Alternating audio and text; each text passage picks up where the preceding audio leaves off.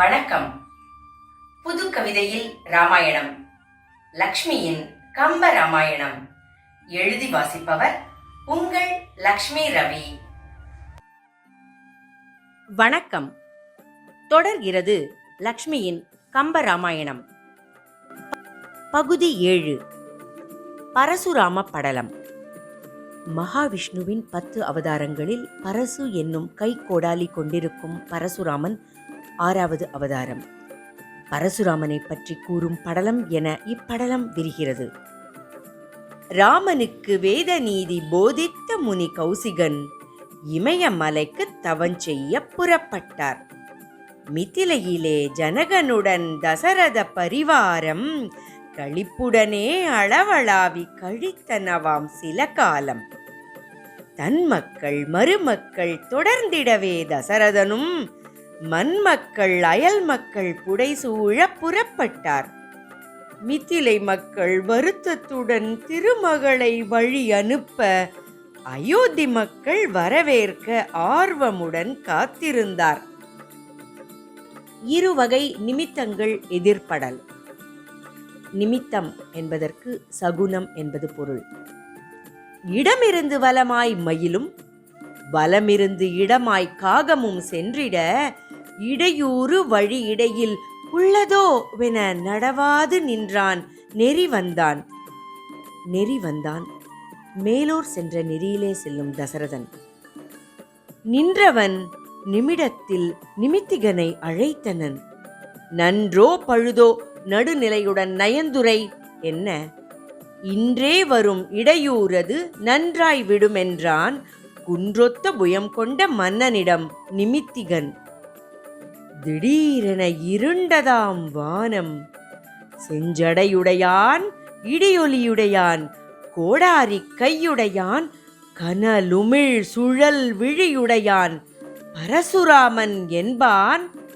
சிவதனுசு கொப்பான செம்பொற்சிலை எடுத்து வளைத்து நாணேற்றி அம்பு தெரித்தான். அலை கடலில் அகப்பட்ட மரக்கலன் போல் நிலை குலைந்து நடுங்கியதாம் மூவுலகும். யார் இவன்? முனிவராய் பிறந்த மற்றொரு அவதாரம். ராமன் என்றவன் காட்டினன் தன் வில்வீரம். பரமனை நோக்கி புரிந்தனன் கடுந்தவம். அதனால் பரசு படை பெற்று பரசுராமன் என்றானவன். உருத்திர மூர்த்தி பிரளயத்தில் காட்டிய கோர தாண்டவ தோற்றத்தை கொண்டு 21 அரசர்களை கொன்ற பின் குருதி புனலில் குளித்த ஓர் அந்தணன். பரசுராமன் வருகை கண்டு தசரதன் வருந்துதல்.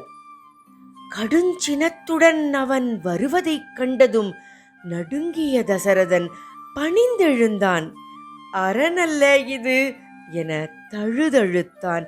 அடிபணிந்தேன், ஆதரிப்பீர் என மூர்ச்சித்தான். மன்னனை சற்றும் மதிக்கவில்லை அவன்.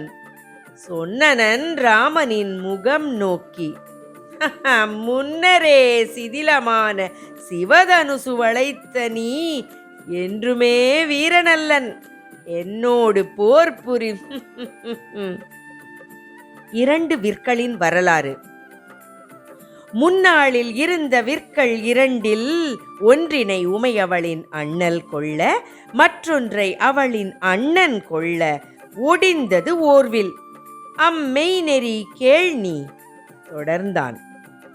2 வில்லினும் வன்மை எய்திடும் சிறந்த வில்லெது வென்று அறிந்திட விண்ணோர் பிரம்மனை வினவினராம். சிவனும் மாலும் வெகுண்டனராம். ஏற்றினராம் நாணை தத்தம் வில்லினில். நடுங்கிற்றாம் ஈரேழுலகும் நிலை குலைந்ததில். முறிந்ததுவாம் அவ்வமயம் உரித்திரன் வில். மூண்டதுவாம் இருவருக்கும் மிக பெரும் போர். விண்ணவர் விரைந்தே விலக்கினராம். சிவவில்லதை தேவர்கோன் வாங்கினனாம். விருச்சிக முனிவர் தவத்தில் மிக்கவர். திருமால் அவரிடம் தம்வில் ஈந்தனனாம். விருச்சிகன் ஈந்தனன் அவ்வில்லை. அதை பெற்றனன் சதானந்த முனியாம் எம் தந்தை. கட்டமைந்த இவ்வில்லை வளைப்பாயனின் கோட்டையரசன் நீ கொத்தடிமை நான் என்றான். முறுவலித்தான் ராமன். நாரணன் கைக்கொண்ட வில்லினை வாங்கி நானேற்றியதில் அம்பினை தொடுத்தவன் தவம் புரிந்தவன் நீ என்பதால் அம்பினை உன்மேல் விடுவதை விடுத்தேன். வேத வித்தகரின் புத்திரனே, வேறெது இலக்கென உரைத்திடு என்றதும், நீதியாய் சினந்திடேல் யாவர்க்கும் ஆதியாம் நீ வளைத்த சிவன்வில் முறிந்தது நின் வலிமையால் உணர்ந்திட்டேன் நான். ஆழிப்படையுடைய பெருமானே, அல்லாரை அழித்து நல்லாரை காப்போனே, இலக்கென என் தவப்பயனை கொள். என்ன தவபலம் இழந்தான் பரசுராமன். அவதரித்த உன் வலிமைக்கு இணையில்லை.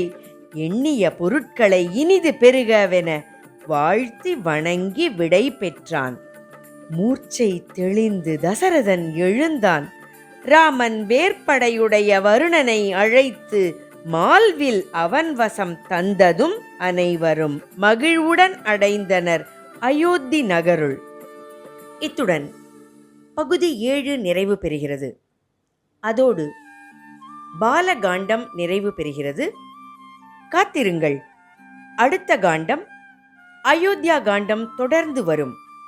அதற்கு முன் பாலகாண்ட கதை சுருக்கமாக பாடல் ஒன்றை வெளியிடுகிறோம்.